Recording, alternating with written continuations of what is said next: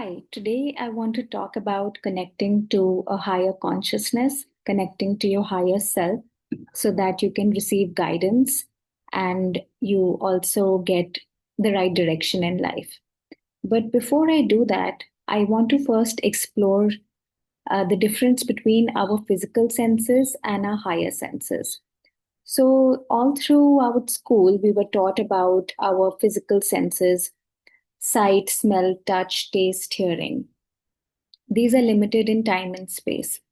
However, most of our education completely eliminated the higher senses. And one of the most significant higher senses is our intuition. So, physical senses are limited to time and space, higher senses are not limited to time and space, which means that in higher realms, you can go back to the past, you can go to the future, you can project yourself in different environments using methods like visualization, astral traveling.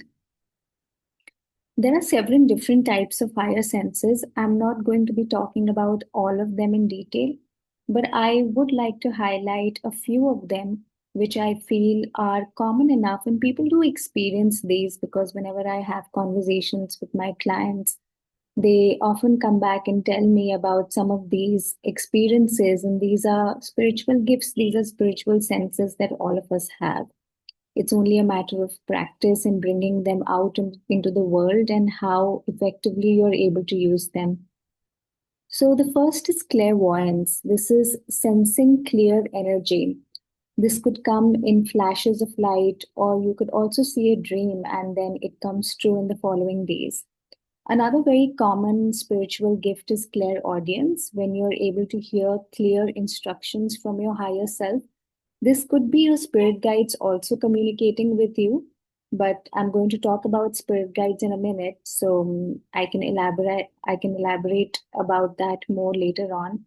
But whenever we are having a conversation with our spiritual team, which consists of the spirit guides and other spiritual entities, we could hear them very clearly as if we're talking to another human being. And the next one is claircognizance. This one is inner knowing.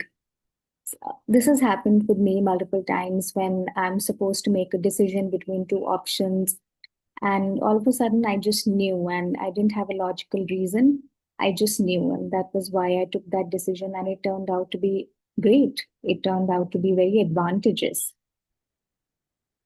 Now, what is the function of the left brain and the right brain? Left brain is very analytical in nature. So, all the students who are good in math use their left brain.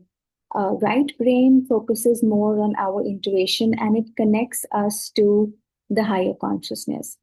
Left brain uses information that is already put into it. It's almost like a computer, so it can only use the information that it already has. That is a function of the left brain. As opposed to the right brain operates differently. It has different functions. So one of the main functions of the right brain is using higher intelligence, connecting with higher intelligence, receiving downloads from your higher self, communicating with your spirit guides. And whenever we sleep every night, we open up our right brain and we open up the channels of communication and we connect to different souls. We can also astral travel. So, all of these functions are associated with the right brain. Whenever we do a spiritual modality, something like a meditation, we don't use the left brain. We're not supposed to use the left brain because there's nothing to analyze. The whole point of meditation is to get you to a relaxed state so that you can feel more comfortable here on planet Earth, so that you're more grounded. So we use the right brain when we are meditating. So this was the difference between the two. Now, one of the fastest ways to resolve your problems and to get answers to your problems or to get solutions to your problems is to consult your spirit guides. When we come down on planet Earth, when a baby is born, it's natural for us to think that the family is the father, mother, and siblings.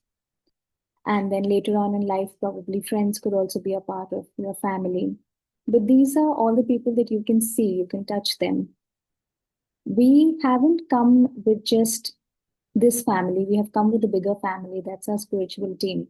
So our spiritual team consists of our spirit guides, and they are pretty much assigned to us on this path so that they can help us out. And they've walked this path before us.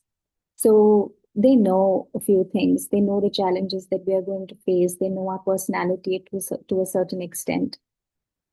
And we can consult our spirit guides to get answers, to get solutions to our problems. We can connect with them, and they could send us downloads about how our day could be. We could also consult with them about our short term and long term goals. They could also redirect us. If we are walking on the wrong path, they could gently come and redirect us through our life situations. They are also very useful in protecting us. For example, if you're getting late one day and you are telling yourself that you're getting late, but what if your spirit guides were protecting you from a car accident? So they come into our lives in different ways, and they offer us guidance, protection, nurture, care. How can we connect to our spirit guides? We can do this in a state of meditation. One thing about spirit guides is that they will not come and help you until and unless you ask for help. So if you're a skeptic and if you think that spirit guides don't exist, then you will not get help and support from them because you don't believe in something like that. But that doesn't mean that they don't exist. For the ones who do believe in spirit guides and a bigger spiritual team, you can call on them while you're meditating and ask them a specific question or something that you're struggling with. And in a very short period of time, you will receive the answer. Now, how will you receive the answer? It could be in a book, it could be in a song, it could be in a dream. If you're the kind of person who does not remember their dreams, then it could be in a conversation between two people that you overheard. It could be written somewhere. So your spirit guides will point you to where you need to go to get that information and knowledge and to bridge the gap between the problem and the solution. So here is the importance of the right brain and how it's necessary for you to develop the right brain, develop your intuition so that your life becomes easier. So I hope this helps. And if you have similar spiritual experiences, do let me know in the comments. It's always fun to connect with like-minded spiritual souls on this journey. It just makes the journey down here much more fun.